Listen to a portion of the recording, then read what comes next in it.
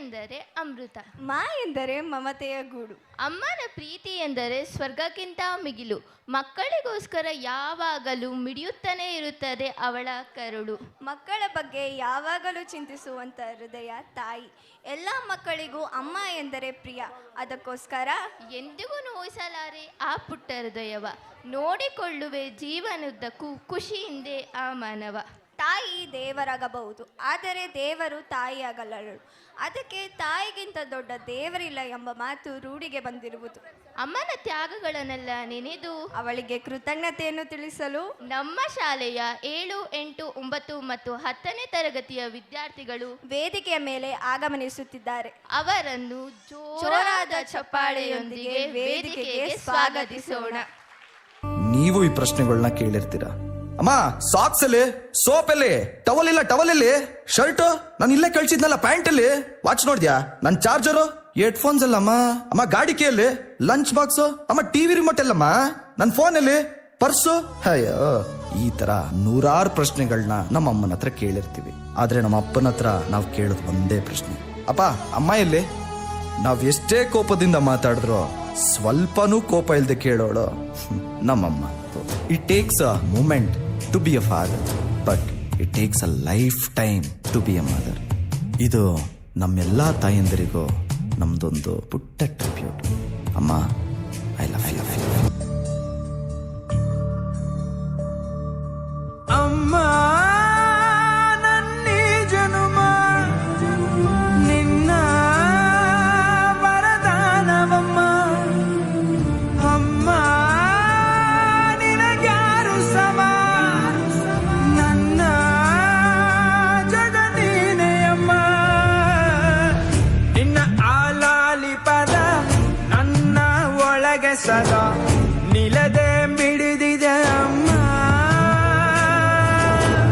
ಗುಡಿಯ ಹಂಗಿರದ ಕೀರ್ತನೆ ಬೇಗಿರದ ನಡೆವ ದೈವವೇ ಅಮ್ಮ. ಅಮ್ಮ ನನ್ನೀ ಜನುಮ ನಿನ್ನ ವರದಾನವಮ್ಮ. ಅಮ್ಮ ಪ್ರಪಂಚದಲ್ಲೇ ತಾಯಿಗಿಂತ ದೊಡ್ಡ ಯೋಧ ಯಾರೂ ಇಲ್ಲ.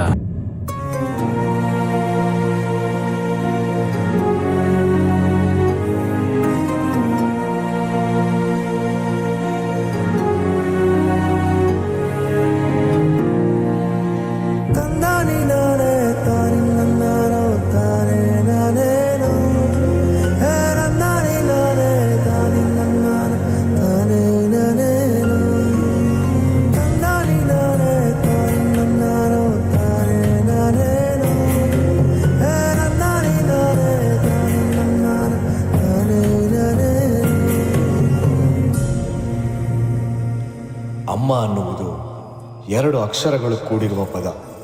ಅದು ಬರೀ ಪದವಲ್ಲ, ಒಂದು ಭಾವನೆ. ನಾವು ಅತ್ತಾಗ, ಬಿದ್ದಾಗ, ನಕ್ಕಾಗ ಪ್ರತಿಯೊಂದು ಕ್ಷಣದಲ್ಲೂ ನೆನೆಯೋ ವ್ಯಕ್ತಿ ಎಂದರೆ ಅದು ಅಮ್ಮ.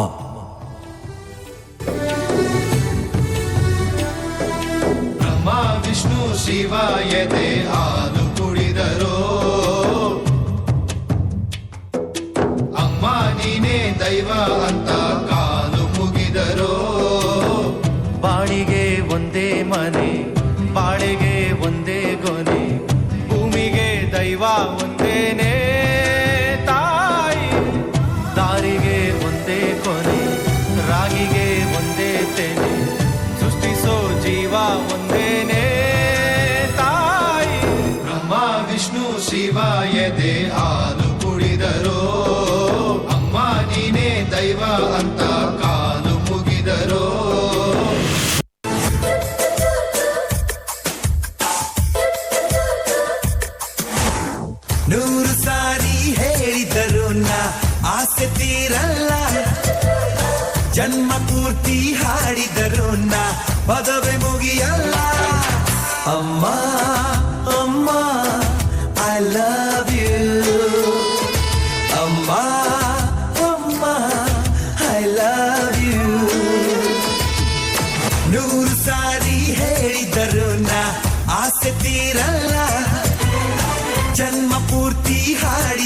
ನನ್ನ ಪದವೇ ಮುಗಿಯಲ್ಲ.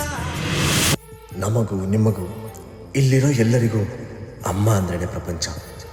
ಹಾಗೆ ತಾಯಿಗೂ ತಮ್ಮ ಮಕ್ಕಳೇ ಪ್ರಪಂಚ. ಈ ಸುಂದರ ಪ್ರಪಂಚದಲ್ಲಿ ಅಮ್ಮ ಅನ್ನೋವಳಿಗೆ ಥ್ಯಾಂಕ್ಸ್ ಹೇಳೋ ಅವಶ್ಯಕತೆ ಸಿಕ್ಕಿರೋದು ತುಂಬ ಕಡಿಮೆ. ಈಗ ನಾವೆಲ್ಲ ಸೇರಿ ಹೇಳೋಣ, ಅಮ್ಮ ಥ್ಯಾಂಕ್ ಯು ಸೋ ಮಚ್.